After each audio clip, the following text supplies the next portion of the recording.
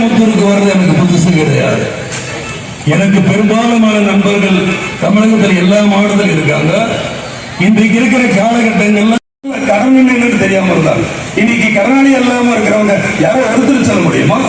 தினந்தோறும் என் தாய்மார்கள் மகளிர் குழுவில் நின்று கிட்டத்தட்ட நிதிச்சமையில் திண்டாடுறீங்களா?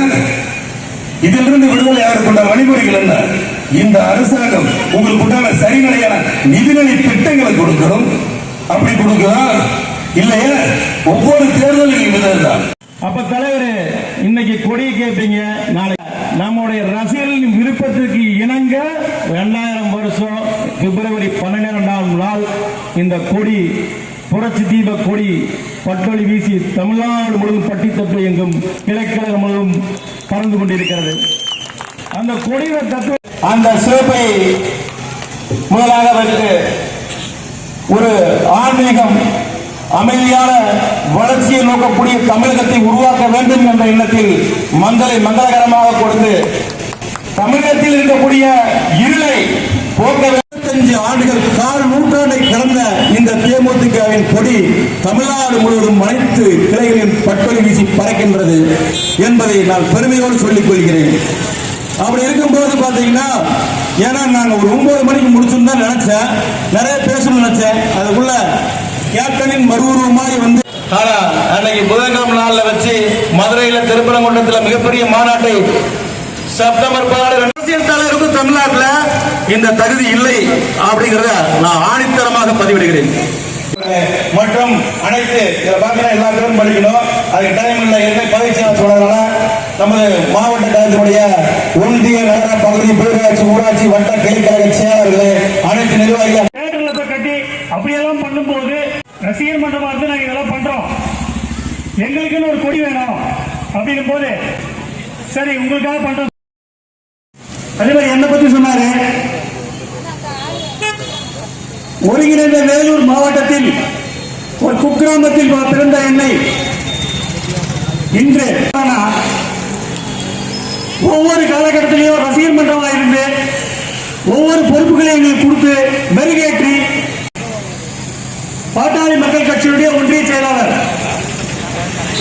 2 பேரும் எதிர்த்து மக்கள் ஒரே ஒரு விஷயம்,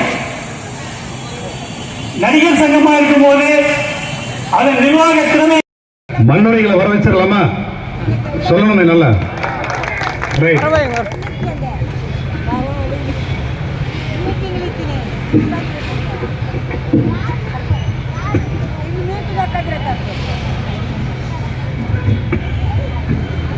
பேரன்பு கொண்ட பெரியோர்களே,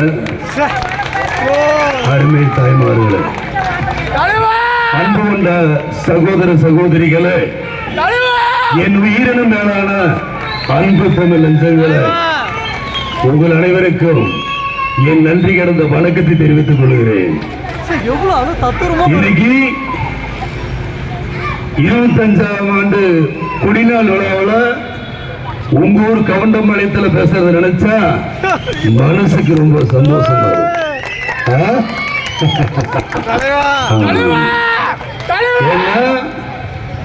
கோயம்புத்தூருக்கு வர்றது எனக்கு புதுசு கிடையாது. எனக்கு பெரும்பாலுமான நண்பர்கள் தமிழகத்தில் எல்லா மாவட்டத்திலும் இருக்காங்க. இன்றைக்கு இருக்கிற காலகட்டங்கள்ல ஒரு அரசியல் கட்சி நடத்தணும்னா அது எப்பேற்பட்ட சிரமம்னு மற்றவங்களுக்கு தெரியுது இல்லையோ, என் தொண்டர்களுக்கும் என் தாய்மார்களுக்கும் என் இளைஞர் பெருமக்களுக்கும் நன்றாக தெரியும். நான் கடந்த அந்த பாதை என்ன, ரசிகர் மன்ற காலங்களாக இருக்கும்போது விடவே மாட்டாங்க. எங்களுக்கு கொடி வேணும், கொடி வேணும், எங்களுக்காக ஒரு அடையாளம் வேணும்.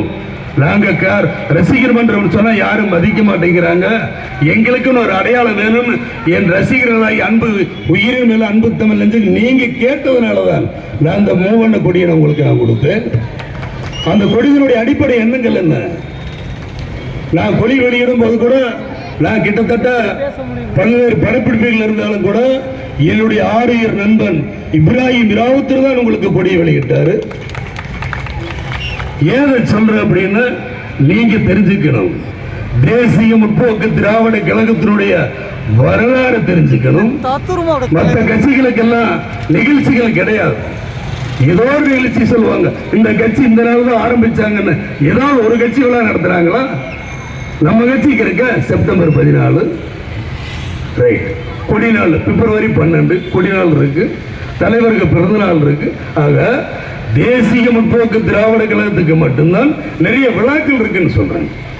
மற்றவங்க எல்லாருமே ஏமாத்துவாங்க, கவர்ச்சி திட்டங்களை போட்டு ஏமாத்துவாங்க. நான் அப்படி இல்லையா, வளர்ச்சி திட்டங்களை தான் சொன்னேன். நான் முதல் முறை